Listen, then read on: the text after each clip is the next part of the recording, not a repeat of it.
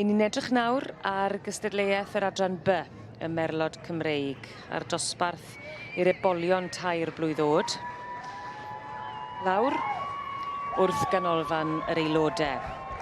Ar hyn o bryd, ni'n gweld bod Coloured Heartbeat ar y brig.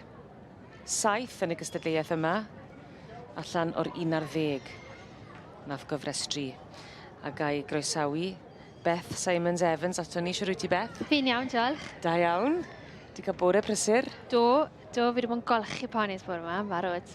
Bar di gystadlu? Ie. Ond dim heddi? Na, fori. Fori. Lly di fod yn bar o liged i ni ar y gystadleuaeth yma. Yn beirniadu mae Richard Miller, Brydfa Heniarth.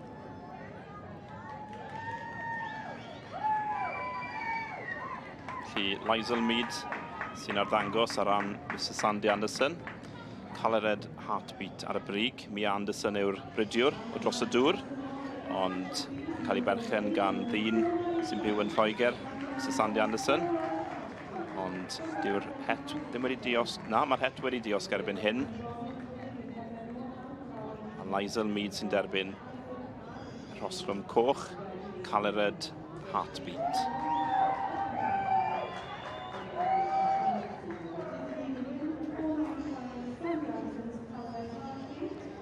Mae yna brysurdeb mowr yma yn y prif gylch heddi.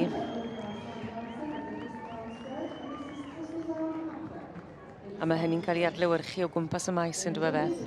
Ond yw e, mae'n brysur bod yma. Dyma ni ar enillydd, Sandy Anderson. Fe sy'n hefyd yn mynd ar ail wobr yn y dosbarth yma, Craig Allen yn y ddangos, Thistledown Hacker. Thistledown Artige yw'r tad a Thistledown Alicia yw'r fam. Felly diwrnod da i Mrs Sandy Anderson yn y dosbarth yma. I ni'n clywed i enw yn aml.